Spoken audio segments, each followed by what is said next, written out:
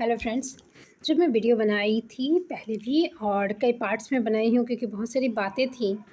तो मुझे जो बचपन से ही लगता आ रहा है कि रामायण जो लिखा गया है उसके पीछे माने बहुत से मेरे जो सवाल हैं वो अनुत्तरित रह जाते हैं। उसका आंसर मुझे मिल नहीं पाता है। बहुत सारे दिमाग में जो क्वेश्चन एराइज होते हैं, मुझे ऐसा लगता है जैसे कि ये सीता को वनवास माने राम द्वारा त्यागने के बाद सीता की प्रेरणा से लिखा गया रामायण है। और वो चीज़ जब भी मैं सोचती हूँ तो मुझे ये चीज़ें माने लॉजिकल लगती है, मुझे फिट होता हुआ लगता है।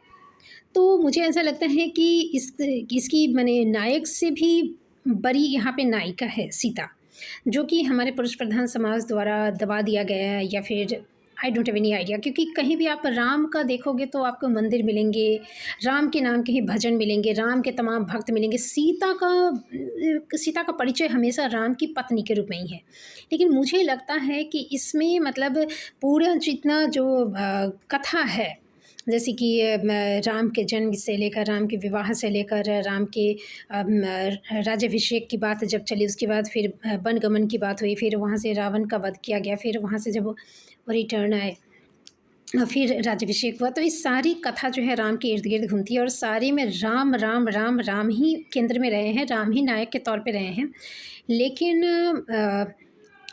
जब वो सिंहासन पे बैठने के बाद माने राजा बनने के बाद जब उन्होंने सीता का त्याग किया, उसके बाद मुझे लगता है कि ये पूरी कहानी जो है माने जो नायक अभी तक सब पे भारी था, नायिका उस पे भारी पड़ गई। उसके बाद कहानी ऐसी पलट गई कि मतलब राम मतलब राम का जो है डार्क साइड ही दिखाई दिया सीता को ये त्यागने में। क्योंकि उन्होंने एक बहुत बड़ा राज छिपाया था कि सीता की अग्नि परीक्षा हो गई थी। ये बात उन्हें जब जनता ने लांछन लगाई तो उन्हें बताना चाहिए था। क्योंकि भाई, आप एक तो सीता के साथ अन्याय कर रहे हो, दूसरी बात है कि यदि इस तरह की चीज़ें होकर समाज में स्त्रियों का आपकी प्रजा के स्त्रियां भी प्रजा में आ रही है ना, सिर्फ पुरुष तो आ नहीं रहे हैं। तो ये ऐसे ही निर्दोष स्त्री, आप सीता को जानते हुए आपने अग्नि परीक्षा ली, उन स्त्रियों की अग्नि परीक्षा तो हुई भी नहीं होगी। आपने अग्नि परीक्षा लेकर भी एक निर्दोष, आप जानते हैं क्यों निर्दोष है, ठीक है, बाकी का छोड़ दो, है कि नहीं है नहीं मालूम कि किसकी कथा में क्या है, वो तो होता समझ में आता था। लेकिन आपका सीता का तो पता था, तो बावजूद इसके आप निर्दोष जानते हुए भी उसे सज़ा दे रहे हैं। और आपकी तमाम तर्क में से हमको समझ में नहीं आ रहा है कि आप राजा हैं, त्याग किए। ये त्याग का तो होता तो आप सिंहासन छोड़ देते, ऐसी बात होती। अब सीता को आप अलग रख देते, क्योंकि आपने जब अग्नि परीक्षा ले ली और आपको पता है कि वो वर्जिनिटी टेस्ट ही माना जाएगा, और उसके बाद जब आई तो उसकी गर्भ में आपका बच्चा था और आपको ऐसा था कि वो आपका माने वंश होता, तो आपको उसकी ज़िम्मेदारी उठानी चाहिए थी। लेकिन आपने तो वो उठाया नहीं।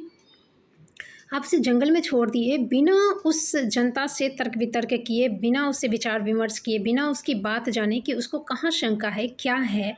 और इस चीज़ को खुलेआम आपको जनता में बताना चाहिए था, ताकि महिलाएं भी इस चीज़ से सीखें कि सीता माने इतने दिनों तक इतने बलशाली, इतने खूंखार, इतने माने राक्षस प्रवृत्ति का ऐसे इंसान के यहाँ भी रहकर पवित्र रह पाई। तो महिलाएं भी अपने मन पे संयम रखना सीखती, हाँ, निडर बनती, तो सीता से प्रेरणा ले पाती। लेकिन आपने तो यहाँ बिल्कुल उल्टा कर दिया। तो यहाँ तो कहीं भी त्याग या फिर एक आदर्श राजा की बात नहीं समझ में आती। जब भी बात की जाती है कि राम राज्य की, तो कहा जाता है कि राम राज्य राम राज्य, राम राज्य में क्या? तो बाघ और बकरी एक घाट पे पानी पीते हैं, तब तो फिर प्रकृति ही बदल जाएगी। हम्म, ये बहुत मैंने ये सिर्फ कोई घटना का जिक्र नहीं होता है। जैसे मान लीजिए कि राजा हरिश्चंद्र की सत्यवादिता की बात है, या फिर विक्रमादित्य की न्यायप्रियता की बात है, तो उनकी घटनाएं हैं कि ऐसे ऐसे हुआ तो ऐसे से न्याय किया, राजा हरिश्चंद्र सत्य पे ऐसे एक घटना हुई तो ऐसे टिके रहे। लेकिन राम राज्य में सिर्फ एक मैंने कहावत के तौर पे कि बाघ बकरी एक घाट पे पानी पीते हैं, किसी घटना का जिक्र नहीं है कि किस चीज़ का उन्होंने कैसे निर्णय दिया, कैसे उसका फैसला किया, कैसे न्याय किया। तो इसी तरह से सारी चीज़ें हैं, सिर्फ माने ऊपरी ऊपरी तौर पे है। तो इस चीज़ का मुझे हमेशा ही डाउट रहता था, हमेशा दिमाग में क्वेश्चन आता था कि राम यदि पुरुषोत्तम है तो किस बात के लिए, किस बात के लिए? बहुत ही शांत, कोमल, मृदुभाषी, विनम्र, तो वो तो उसके लिए तो मैंने उनके सामने ऐसी समस्याएँ आई ही कब कि ये गुणों को वो कभी छोड़ें। जैसे भगवान श्री कृष्ण की भी था कि मक्खन चुराते थे। यदि इसको अपराध समझा जाए या फिर इसका बचपना समझा जाए, जो गलतियाँ जो छोटे-छोटे बच्चे जो हम लोग भी अपने बचपन में कई तरह की ऐसी चीज़ें जो अब दूसरे बच्चों को देखकर भी ये जैसे बहुत तरह की होती ना, बच्चे तो तमाम तरह की कुछ हाथ नहीं धोया ज़मीन में ये करके लौट गए, कुछ अब वहाँ बैठने में भी घिन आएगी ऐसे जगह में, तो बच्चों को बोध नहीं होता। तो उन्होंने वस्त्र का भी हरण किया था, अपने गोपियों का वस्त्र चुरा लिया था नहाते समय, तो इस तरह का नटखटपना वो करते थे। इसमें बहुत तरह की बातें, कोई पॉजिटिव खोजता है चीज़ें और कोई नेगेटिव खोजता है, लेकिन बच्चे तो नटखट होते ही हैं। तो इतना फिर गोपियों के प्यारे थे, नाच गाना, म्यूज़िक, बाँसुरी बजाना, ये सब। और एक समय वो इतना रुद्र माने रौद्र रूप में आ गए कि उन्होंने महाभारत करवा दिया। 2-2 बार अपना विशाल स्वरूप, माने वो कहो कि रौद्र रूप ही दिखाना जो था, वो किया।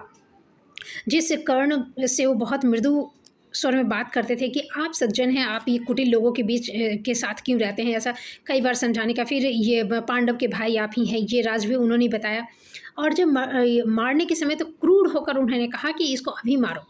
अर्जुन को निर्देश दिया, आदेश दिया कि अभी मारो, ये चक्का उठा रहा है, अभी मारो, ठीक है? क्योंकि अब जब युद्ध हो रहा है तो कोई मर्ज़ी नहीं। तो इस तरह की चीज़ें जो भगवान श्री कृष्ण में बहुत ये है, इस तरह की चीज़ें, जैसा सिचुएशन हुआ वैसा वो काम किए। खुद रुक्मिणी का हरण किए तो अपनी भी बहन का हरण करवाए। लेकिन राम के इसमें तो कहीं ऐसा नहीं हुआ कि हाँ, उनका जब वनवास भेजा गया तो वनवास चले गए, कोई हल्ला-चिल्ला नहीं किए। इसके अलावा देखिए कि उनको सिंहासन माने उनका कितना बड़ा, माने उनका जो भरत भाई था वो कितना बड़ा त्याग किया। मिल रहा वो भी नहीं लिया। तो ये जब अपना सिंहासन त्याग कर रहे थे कि नहीं हमको सिंहासन का मोह नहीं है, तो भरत को भी तो नहीं था, मिला हुआ सिंहासन उसने छोड़ दिया। तो मुझे नहीं लगता कि बहुत माने बड़ी बात है, आपस में प्रेम था या जो भी, चलो महानता ही है। बाकी चीज़ें आप देखो कि उनको जैसे जहाँ क्रोध करना था, जैसे समुद्र पे क्रोध करना था, जब उस समुद्र की पूजा 3 दिन करते रहे, रास्ता दो नहीं, तो लक्ष्मण गुस्सा हुए। परशुराम जब उन्होंने शिव का धनुष तोड़ा और परशुराम आके गरजने बरसने लगे, तो वहाँ पे लक्ष्मण उनको ये कि मैंने संभाले। फिर सुग्रीव जो था उसकी मदद किए थे, उसकी पत्नी को लाने में, उसके भाई बाली को मारकर, कि हम तुम्हारी मदद करेंगे, तुम अपनी सेना देकर मुझे मेरी मदद करना कि हम रावण से युद्ध करेंगे। तो जैसे हूँ उसको राज्यपाट, अपनी पत्नी सब मिल गया। उसका भाई जो बाली उस पर मैंने कैप्चर करके उसको रखा था, वो मर गया। अब वो राग रंग में मतलब मनोरंजन में डूब गया, नाच गाने, अब तो वो राजा बन गया। तो वो भूल गया कि मुझे राम की मदद करनी है, तो कितने दिन तक ये वेट करते रहे। उसके बाद भी वहाँ पर भी जाके जो सुग्रीव को ललकारना था, उसको चुनौती देनी थी और उसका मैंने याद दिलाना था कि तुमने वादा किया और अब तुम नाच गाना सुन रहे हो, हम बैठे हुए हैं, हमको युद्ध करना। तो ये बात लक्ष्मण ने कहा, तो उनको गुस्सा करने का मौका मिला ही नहीं। अब भगवान श्री कृष्ण जब महाभारत करने लगे तो उनके मतलब अपनों के पीछे लड़ाई थी ना महाभारत, तो वहाँ पे उनका जो मैंने इतना साथ देने वाला, हर पल साथ रहने वाला भाई बलराम जो है वो छोड़ दिया था उनका साथ। महाभारत के युद्ध में वो तो थे नहीं, वो तीर्थ यात्रा पे निकल गए। लेकिन इनके लक्ष्मण, भरत, शत्रुघ्न, ये सब साथ में थे। तो ऐसे में इंसान काम क्यों नहीं रहे? ज़िंदगी में मुसीबतें आती हैं, लेकिन इनके साथ देने वाले लोग बहुत हैं। भगवान श्री कृष्ण की ज़िंदगी में जो देखा है कि कर्म में तुलना की बात यदि कहा जाए तो हाँ, तुलना में कर रही हूँ, क्योंकि राम को पुरुषोत्तम यदि कहा जाता है, राम को सर्वोत्तम यदि कहा जाता है, तो राम के नाम, राम से महान है। राम के नाम में ऐसा क्या है? यदि वो ऑलरेडी दैवीय हैं, तो मनुष्य रूप में क्यों आए? कौन-सा कर्म करने आए? अब वो सबरी के जूठे भेड़ खाइए कह के उनका महिमा मंडन किया जा रहा है। अब इमेजिन करो कि एक औरत जवानी से लेकर बुढ़ापे तक किसी व्यक्ति का इंतज़ार करे, भगवान जाने क्यों कर रही थी, उसको क्या था नहीं पता, कि कोई जाने तब ना, वो तो पैदा भी नहीं, वो उनसे पहले ही अहिल्या उनका इंतज़ार कर रही है, सबरी उनका इंतज़ार कर रही है, हनुमान उनका इंतज़ार कर रहे हैं। तो ऐसे जब कोई भाग्य में ही अपना दैवीय लेकर आए कि हमको पैदा होते ही हमको सब पूजा करेगा, तो उस इंसान की ज़िंदगी में करने के लिए और रह ही क्या चाहता है? वो तो ऑलरेडी ही पूजनीय है। राजा का बेटा राजा वाली जो चीज़ें हैं कि ये पैदा हुआ तो राजा ही बनेगा। उसके लिए ऐसा नहीं कि आईएएस का बेटा आईएएस बनेगा, ऐसा नहीं होता है। लेकिन राजा का बेटा राजा ही बनेगा, तो बचपन से ही उसको इस तरह से नौकर-चाकर सम्मान देते हैं। तो वही राम का है कि भाई सबरी पूरी ज़िंदगी इंतज़ार की, बूढ़ी हो गई, माने इनसे जब मिलने के बाद तो उसकी मौत हो गई, इस हद तक वो बूढ़ी हो चुकी थी। और उसने इनके खाने के लिए बेर रखे थे, उसके चख-चखे मीठे, वो जूठा बेर, माने सोचो पूरी ज़िंदगी का इंतज़ार के एवज़ में राम ने किसी का जूठा बेर खा लिया। ऐसा कोई इंतज़ार आपका करे, रोज़ फ़ोन करे, रोज़ आपके लिए व्यंजन बना के रखे, रोज़ आपके लिए थाली सजा के रखे, एक दिन आ जाओ, रोज़ सुबह-शाम आपका निवेदन करे, और तुम उसका जाकर यदि मान लो कि उसका कोई नमक ज़्यादा है या जल गया है खाना, तुम खा लिए चुपचाप, तो महानता तुम्हारी कि तुमने खा लिया। नहीं खाना चाहिए था, नखरे करने चाहिए थे, फेंक देना चाहिए था। तो इस तरह के राम की छोटी-छोटी बातों को बहुत ज़्यादा, माने इतनी सी बात का इतना हिमालय जैसा बड़ा बना के दिखाया गया। माने शबरी के का राम के प्रति प्रेम और राम का शबरी के प्रति प्रेम की तुलना करके देखो। ऐसे ही निषाद राज जब वो बन जाने लगे, पता नहीं इनकी मित्रता कब हुई बचपन का, उसका कहीं ज़िक्र नहीं सुना है मैंने पढ़ा नहीं है, मैं बता रही हूँ, और सुना भी नहीं है कभी। रामानंद सागर के रामायण में भी इसका ज़िक्र नहीं है, कहीं भी आज तक मुझे वो दिखा नहीं। तो निषाद राज पता नहीं कि साथ में पढ़ा था कि क्या था भगवान जी ने, लेकिन जब ये बन जाने लगे तो रास्ते में उनके यहाँ ठहरे, उन्होंने खान-पान का व्यवस्था किया। फिर जो सरयू नदी को पार करना था उसके लिए अपना नैया दिया, और नैया में बैठाने से पहले निषाद राज उनका पैर धो दिया कि अहिल्या जो थी पत्थर से स्त्री बन गई। और इसको कितना अच्छा से गाया गया कि निषाद जो है माने ईश्वर का पैर धो रहा है कि अहिल्या पत्थर से स्त्री बन गई, मेरा नाव भी यदि लकड़ी की है स्त्री बन जाएगी तो मैं कैसे कमाऊँगा खाऊँगा, और वो पैर धोवा रहे हैं। आपकी महानता क्या हो गई भई, हमको समझ में नहीं है। सिर्फ़ माने निषाद एक, उस समय जाति प्रथा यदि होगी तो निषाद यदि निम्न जाति का था, तो उसकी यहाँ आप माने उसको गले लगा लिए, शबरी के जूठे बेर खा लिए, तो इसलिए सिर्फ़ जाति माने उच्च जाति के होकर निम्न जाति में आप इतना प्रेम दे दिए, तो इनकी महानता, मैंने सोचो कि निषाद राज्य का भी हम शबरी जितना नहीं कह रहे, लेकिन फिर भी कोई आपके यहाँ रखा है, हाँ, अपने यहाँ रखा, आपको खिलाया, पिलाया, ये आपने उसको क्या दिया? कुछ नहीं। तो उसको उसकी महानता क्या है कि वो पैर धो दिया, इसमें आपकी महानता क्या है? फिर एक जटायु जो है वो एक स्त्री को देख रहा है कि नहीं, एक रावण जो है वो जानता था कि मैं मर जाऊंगा, हम रावण से टकरा रहा है स्त्री की सुरक्षा के लिए, कितना मैंने सोचो कि वो जानता है, उसके पर काट दिए, हम फिर वो मरणासन हो गया। और वहाँ पे तो राम जब सीता को ढूंढते हुए आए और देखे कि अरे ये पक्षी है, तो ये है राम की महानता। उसमें क्या दिखाई गई कि जिस इंसान ने मतलब एक अपना प्राण त्याग दिया किसी के लिए, उसको आप क्या ऐसे छोड़ के चले जाओगे? तो उन्होंने उसकी चिता सजाई और अपने हाथों से अग्नि दी, उसको मोक्ष की प्राप्ति हो गई। दोनों की तुलना देखो। हनुमान जो है उनका डाई हार्ड फैन है, मतलब बहुत बड़ा भक्त है हनुमान, लेकिन राम ने हनुमान के लिए क्या किया? हनुमान ने तो कदम कदम पे इनका साथ दिया। अब लक्ष्मण जब मूर्छित हो गए तो वैद्य लाए वही, अब संजीवनी बूटी लाए वही, सीता का पता लगाए वही, अपनी पूँछ जलाए, लंका जलाए वही, तो तमाम जगहों पे वो खड़े रहे। तो उनको तो उनका एहसान मानना चाहिए, लेकिन ये उच्च दिखाया गया, अब पता नहीं कि ये क्या है, रामायण है क्या है। उसमें मुझे माने बहुत ये लगता है ना, अजीब सा नहीं है। अब भरत आपके लिए ये छोड़ दे रहा है कि माने सिंहासन त्याग दे रहा है। विभीषण मान लीजिए कि अपने भाई से गुस्सा होकर कहीं और चला जाता तो वो इनके पास आ गया। ऐसा कहा जाता है कि यदि विभीषण नहीं आता तो रावण को मारना इनके लिए संभव नहीं था, क्योंकि रावण का जो प्राण था वो माने अपनी नाभि में छिपा लिया था। योग से बहुत पहले होता था बहुत कुछ, मंत्रोच्चारण योग इत्यादि से, तो उसने ऐसा किया था कि अब उसकी नाभि में प्राण था। ये राज जो था विभीषण को पता था। मान लीजिए विभीषण रावण से प्रताड़ित होकर, अपमानित होकर किसी गुफा उफा में चला जाता, प्राण त्याग देता, तो कैसे जीतते ये? क्योंकि इनके पास वो धोखाधड़ी करके आ गया, तो इनके पास आया ना कि उसको राज्य मिल गया, तो अच्छा आदमी तो नहीं था ना। उसकी रावण की बहन का अपमान यदि इन लोगों ने किया था तो वो तो विभीषण की भी बहन थी। अब मान लीजिए कि आपके भाई ने अपमान किया तो आप कहीं और चले जाओ, लेकिन वो दुश्मन से आके मिल गया और उसको मिला सोने की लंका। तो ये कौन सा, मैंने हमको तो समझ में नहीं। अंगद जो था बाली का पुत्र, भगवान जी ने उतनी सूक्ष्मता से मैंने नहीं पढ़ा, लेकिन अंगद का भी साथ राम को मिला। वो भी एकदम पूरा माने अपने तन मन धन से इनके साथ लड़ा। लक्ष्मण अपना माने पत्नी उतनी सबको छोड़कर अपने भाई के साथ, तो ऐसा जो इंसान हो जिसको हर कदम पे माने लोगों का साथ प्यार मिलता रहा है, तो जितनी ज़िंदगी में समस्याएँ हुई उससे कहीं ज़्यादा मुझे लगता है कि इनका महिमा मंडन राम का किया गया और इससे कहीं ज़्यादा इनको साथ और प्रेम और सम्मान मिला है। अहिल्या का ही देखो, हाँ, माने इन्होंने कुछ नहीं किया उसके लिए, कुछ ऐसा नहीं, जस्ट इनको अपना अंगूठा उसमें सटाना था उसकी मुक्ति के लिए।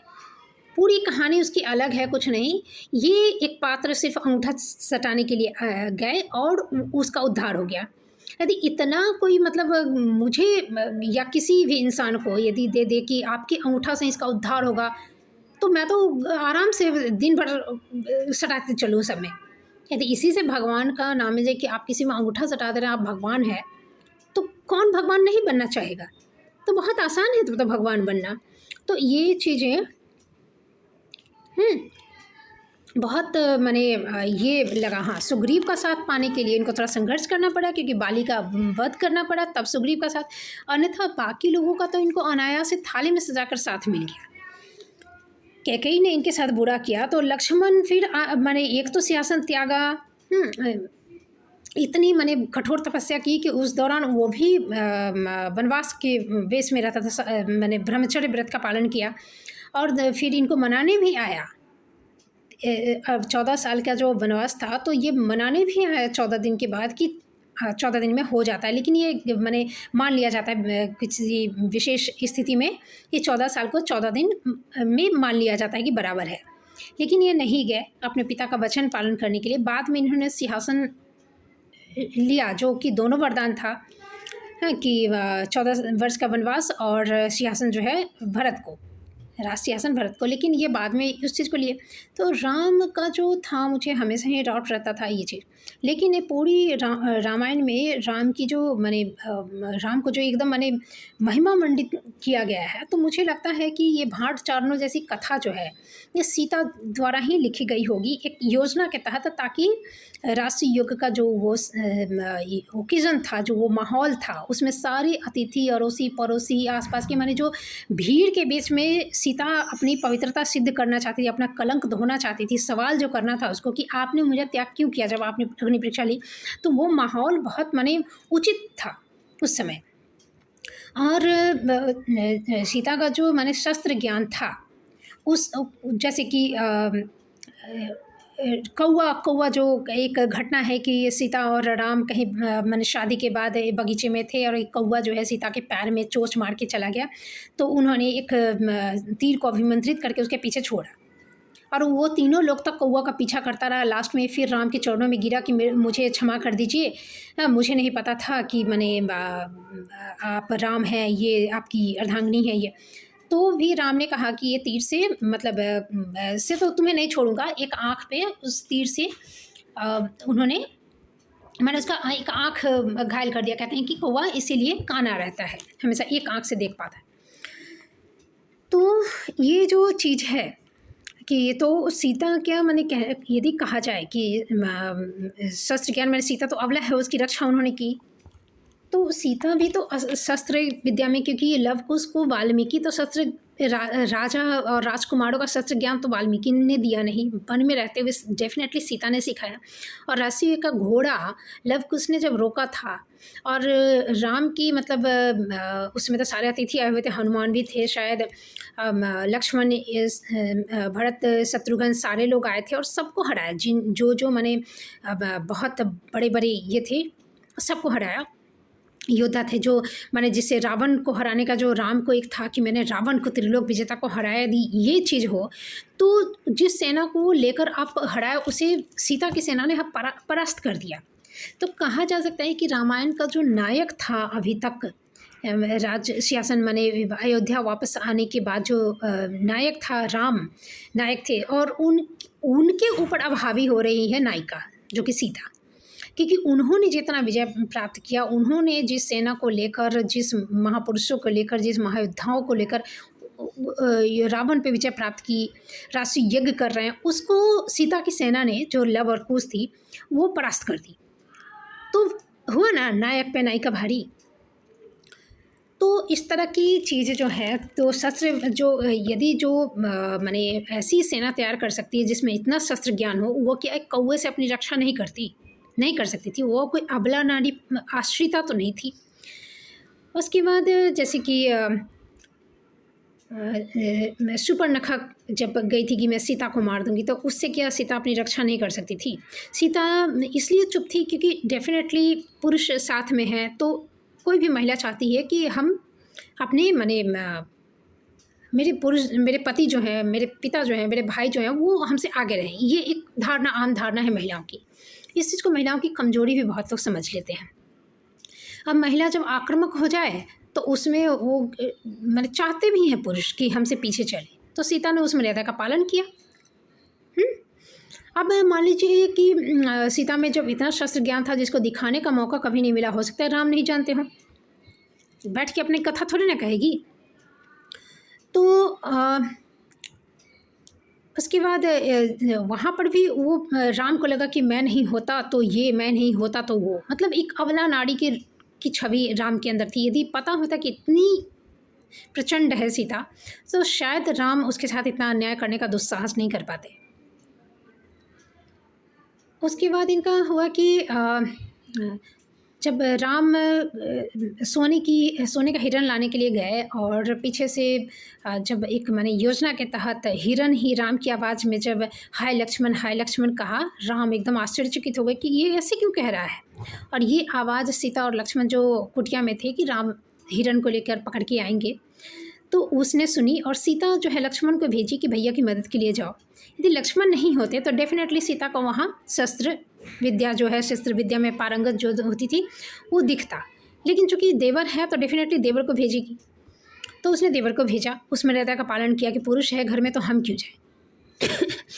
रावण भी जब आया तो डेफिनेटली वो वहाँ पे शस्त्र अपना दिखा सकती थी, लेकिन फिर भी यदि उसमें इतना गुण था तो वो शांत क्यों रही, क्योंकि वो चाहती थी कि ये क्रेडिट जो है राम और लक्ष्मण को मिले, राम को मिले, मेरे पति को मिले कि रावण जो उनकी वस्तु चुरा के ले गया तो वो फिर से उसको पाने में सक्षम है। तो उनको भेजकर जो मैंने चुपके से जो उनकी चीज़ हरण करके आया, जैसे पत्नी को लेकर गया या कोई भी कुछ भी लेकर जाता, तो वो ये क्रेडिट वो उनके ऊपर ये कलंक न लगता कि हाँ मैंने वो जो रावण का जो अहंकार था वो राम के द्वारा ही वो तोड़वाना चाहती थी। तो उसने कभी इस तरह का ये नहीं किया, मैंने वो अपनी रक्षा कर सकती थी। जैसा कि लव कुश को इतना पारंगत करवा के जब पूरी सेना को हरवा दी, तो डेफिनेटली वही सिखाई होगी, और कौन सिखाएगा। तो वाल्मीकि कोई द्रोणाचार्य तो थे नहीं, तो उसने ये चीज़ भी मैंने देखा जाए तो। और उसके बाद फिर मैंने उसके बाद की कहानी जैसे वाल्मीकि की है तो एक बहुत ही अद्भुत कहानी बन के होनी चाहिए थी, जो कि मुझे लगता है कि दबा दिया गया। और इधर सीता जो है आपका मैंने उसके बाद मैंने इस राष्ट्रीय यज्ञ का घोड़ा फिर समझा बुझा के छुड़वाया गया लव कुश के द्वारा। और उसके बाद ये बच्चे जो हैं दोनों गांव-गांव में घूमकर उसी दौरान उसी राष्ट्रीय यज्ञ का जो ये था मैंने अब स्टार्ट हो गया यज्ञ जो शुरू है, घोड़ा जो है हर जगह से घूम-घाम के वापस आ गया राजा के पास। तो फिर उस दौरान ये गांव-गांव में घूमकर राम की कथा कहने लगे, और मुझे लगता है राम की कथा नहीं, राम का महिमा मंडन करने लगे। तो उस समय जब इनको बुलाया गया जब बड़े स्टेज पर, और उस वक्त इन्होंने सबके सामने जब स्टेज था, इनको तो पता नहीं, इनको लगा हो कि सुन के किसी ने लिखा है राज्याभिषेक तक होगा, उसमें इनको नहीं पता कि सबके बीच अचानक से जो अभी तक गांव-गांव में घूमकर मुझे लगता है लव कुश जो कथा कह रहा था उसमें राम द्वारा मैंने सीता का लिया गया अग्नि परीक्षा की बात छिपा दी गई होगी, क्योंकि बड़े स्टेज पर जब होगा तो मेन जो चीज़ है वो कही जाएगी वहाँ पर। तो इतना सुरीला, इतना अट्रैक्ट करने का, इतना महिमा मंडन जो है सबरी के जूठे बेर खाना, ये सारी कथा तो सुन के बहुत अच्छा लगेगा, कोई भी आपकी तारीफ़ करेगा बहुत अच्छा लगेगा। तो राष्ट्रीय यज्ञ में सारे लोग आए हुए थे, सबके बीच में चलिए कथा कहिए, त्रिलोक विजेता रावण को हरा दिया ये राम, और आज राष्ट्रीय यज्ञ कर रहे हैं तो अच्छा ही अच्छा है। अभी तक सब कुछ, तारका का वध किया, शिव का धनुष तोड़ा, बहुत सारे अचीवमेंट्स हैं। उस अचीवमेंट्स में अचानक से राम का डार्क साइड आ गया कि उन्होंने मैंने सीता की अग्नि परीक्षा ली और सीता उसमें पास हो गई। ये चीज़ राम ने हाइड की थी, जनता से छिपाई थी, क्योंकि जब अग्नि परीक्षा ले लिए सीता पवित्र हो गई तो फिर उसको त्यागने का तो कोई सवाल ही पैदा नहीं होता। आपने क्यों नहीं जनता को एक बार भी कहा कि नहीं, सीता की अग्नि परीक्षा ले गई थी, सीता पवित्र थी? क्यों छिपाया? और जब अग्नि की परीक्षा लेकर सीता जब यहाँ आई तो वो प्रेग्नेंट आपसे थी, उसके गर्भ में आपका बच्चा था, इस राजवंश का बच्चा था, और आपने कोई जिम्मेदारी न उठाकर उसे छोड़ दिया। अब आप वहाँ लाइव टेलीकास्ट हो रहा था, लेकिन यहाँ की तरह तो अभी की तरह टेक्नोलॉजी का ज़माना नहीं था कि माइक का ये काट दिया जाए, स्विच बंद कर दिया। लेकिन एक हंगामा कैसा हुआ होगा जब जनता पहली बार जानी, सबके सामने बैठकर, वहाँ राम इनकार भी नहीं कर सकते थे क्योंकि सीता की अग्नि परीक्षा में जितने भी लोग थे गवाह, वो सारे राजसूय के ओकेजन के समय वहाँ पे मौजूद थे। फिर वो बच्चे कहते हैं कि मैं ही वो बच्चा हूँ। तो अब तो कुछ यही नहीं हुआ कि मतलब जनता भी स्वीकार कर ली। ये पहले बात यदि होती तो मैंने उसी समय जनता को भी, महिलाओं को, प्रजा में महिलाओं को एक संदेश जाता, सीता जैसे बनने की बात होती। लेकिन अब पता चला तो अब तो राम का एक डार्क फेस, जिसमें कहा जाए कि न्यायप्रियता भी नहीं है, कुछ सूझबूझ भी नहीं था। जब लक्ष्मण को शक्तिबाण लगा था तो वो विलाप कर रहे हैं, तो कह रहे हैं कि तुच्छ नारी। ठीक है, ये लक्ष्मण सुन के गदगद हो सकते हैं, लक्ष्मण की माँ सुन के गदगद हो सकती है, या फिर और भी जैसे सीता के दिल पे वो क्या बीता होगा, वो सुनकर कैसा लगा होगा कि एक तुच्छ नारी, मैं तुच्छ नारी हूँ। कोई माने होता है कि किसी महिला, बाहरी महिला के आसक्ति में पड़कर अपना घर बर्बाद करना, उस तरह तुच्छ नारी। कोई लवर्स कोई ऐसी नहीं है कि उसके लिए अपना माने ये जैसे अनारकली और सलीम का जो मुग़ल आज़म में है कि उसका जो दोस्त था, इतना उसको बचाने में, अनारकली को बचाने में उसकी जान चली गई। तो वहाँ एक होता है कि मैंने मैं प्रेम किया, प्रेमिका को पाने अपना दोस्त खो दिया, तो एक ऐसा हो सकता है। लेकिन वो तो तुम्हारी पत्नी है, रानी है, ब्याहता है तुम्हारी। लेकिन राम की ये सोच थी, और ये चीज़ तो सीता को पहले पता था नहीं। जब वो महारानी बन गई होगी, जब ये लक्ष्मण इत्यादि से कथा सुनती होगी कि उस दौरान क्या क्या हुआ बताइए, तो बताया यदि होगा ईमानदारी से तो थोड़ा सा दुख तो जरूर हुआ होगा। अग्नि परीक्षा हुआ, फिर उसके बारे में पता चला ये। लेकिन जब इसे त्याग दिया गया होगा वन में सीता को, तो सारी चीज़ उसके दिमाग में क्लियर हो गई होंगी। सीता चाहती तो किसी तरह से वाल्मीकि की हेल्प लेकर राजा जनक के पास जा सकती थी, वहाँ अपने पिता का हेल्प लेकर इनके दरबार में, जैसे अभी इस ओकेजन में सवाल करवा रही है अपने बेटों के द्वारा सेना बनाकर, उस समय भी कर सकती थी।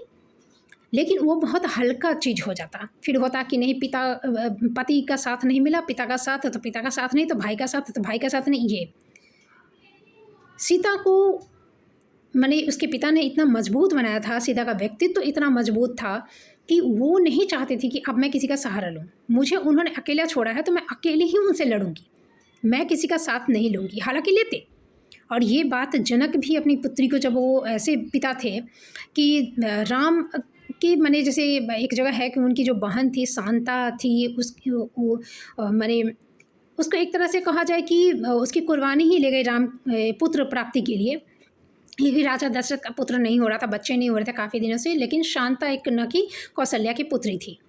तो एक ऋषि थे, उनसे यज्ञ करवाना था, तो शांता को उसको माने वो तैयार नहीं हो रहे थे, तो शांता को अपने रूप जाल में उन्हें फांसने के लिए भेजा गया, और फिर शादी हुई। फिर जब वो दामाद बन गए तो ससुर की तो हेल्प करेंगे ही, तो इस तरह से उसकी कुर्बानी लेकर मैंने उसी से शादी करनी है तुमको, इस तरह से, और तब उसका हेल्प लेकर तो इन्हें पुत्र पैदा हुआ। तो मतलब इनका जो दशरथ राम का जो परिवार था वो पुत्र पुत्र पुत्र वाला बहुत था। और उधर देखो कि राजा जनक के का कहा जाता है कि सीता जो है उनकी अपनी पुत्री नहीं थी, तो कहीं से मिली हो, एडॉप्टेड हो, कुछ भी हो, उन्होंने एक पुत्री को, दूसरी की बाहरी पुत्री को, खुद की नहीं, इतना प्रेम से पाला। ठीक है, और ये मेरे ऐसे राजा, ऐसे लड़के से ब्याह किया जो कल को मैंने अपने घर में सबसे बड़ा था, जो कल को होके राजा बनेगा। तो इतना प्यार करते थे। तो दोनों की परवरिश, दोनों के परिवार, दोनों के पिताओं की सोच में अंतर देखो। एक पुत्र पुत्र पुत्र था, और एक दूसरी की माने बाहरी जो एडॉप्टेड चाइल्ड थी उसको भी इतना प्यार करता था।